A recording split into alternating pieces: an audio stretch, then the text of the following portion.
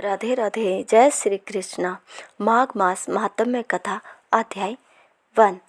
एक समय श्री सूत जी ने अपने गुरु श्री व्यास जी से कहा कि गुरुदेव, कृपया करके आप मुझसे माघ मास का महात्म्य सुनाइए, क्योंकि मैं आपका शिष्य हूँ। व्यास जी कहने लगे कि रघुवंश के राजा दिलीप एक समय यज्ञ के स्नान के पश्चात पैरों में जूते और सुंदर वस्त्र पहनकर शिकार की सामग्री से युक्त कवच और शोभायमान आभूषण पहने हुए अपने सिपाहियों से घिरे हुए जंगल में शिकार खेलने के लिए अपनी नगरी से बाहर निकले।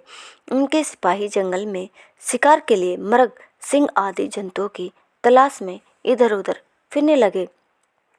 उस वन में वनस्थली अत्यंत शोभा को प्राप्त हो रही थी।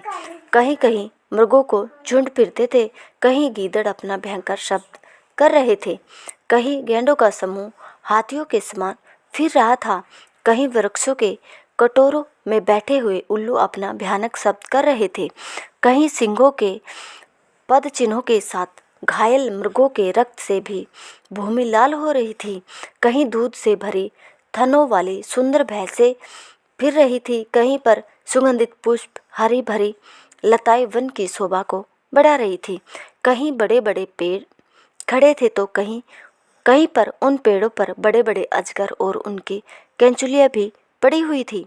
उसी समय राजा के सिपाहियों के बाजे की आवाज़ सुनकर एक मृग वन में से निकलकर भागने लगा और बड़ी बड़ी चौकड़ियां भरता हुआ आगे बढ़ा। राजा ने उसके पीछे अपना घोड़ा दौड़ाया, परंतु मृग पूरी शक्ति से भागने लगा।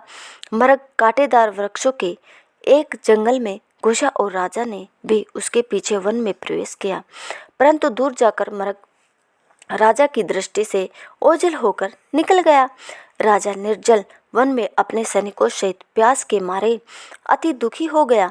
दोपहर के समय अधिक मार्ग चलने से सैनिक थक गए और घोड़े रुक गए। कुछ देर बाद राजा ने एक बड़ा भारी सुंदर सरोवर देखा, जिसके किनारों पर घने वृक्ष थे, जिसका जल सज्जनों के हृदय के समान स्वच्छ और पवित्र था। सरोवर का जल लहरों से बड़ा सुंदर लगता था। जल में अनेक प्रकार के जल जंतु, मछलियां आदि से इधर उधर फिर रही थी। दुष्टों के समान निर्दयी चित्त वाले मगरमच्छ भी थे। किसी किसी जगह लोभी के समान मिसाल भी पड़ी हुई थी।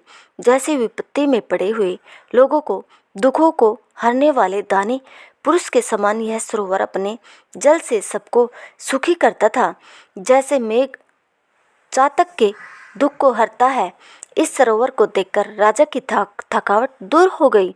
रात्रि को राजा ने वहीं विश्राम किया और सैनिक पहरा देने लगे और चारों तरफ फैल गए।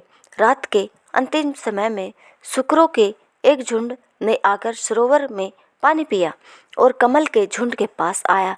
तब शिकारियों ने सावधान होकर शुकरों पर आक्रमण कर दिया और उनको मारकर पृथ्वी पर गिरा दिया। उस समय एक शिकारी कोलाहल करते हुए बड़ी प्रसन्नता के साथ राजा के पास आए और राजा प्रभात हुआ देखकर उनके साथ ही अपनी नगरी की तरफ चल पड़ा, जिसका शरीर तपस्या और नियमों के कारण बिल्कुल सूख गया था। तो मृग छाला और वल्कल पहने हुए था और नख रोम तथा केश धारण किए हुए था। राजा ने ऐसे घोर तपस्वी को देखकर बड़े आश्चर्य से उनको प्रणाम किया और हाथ जोड़कर खड़ा हो गया। तपस्वी ने राजा से कहा कि हे राजन, इस पुण्य शुभ माघ में इस सरोवर को छोड़कर तुम यहाँ से क्यों जाने की इच्छा करते हो? तब राजा कहने लगा कि महात्मन, मैं तो माघ मास में स्नान के फल को कुछ भी नहीं जानता। कृपया करके आप विस्तार पूर्वक मुझको बतलाइए।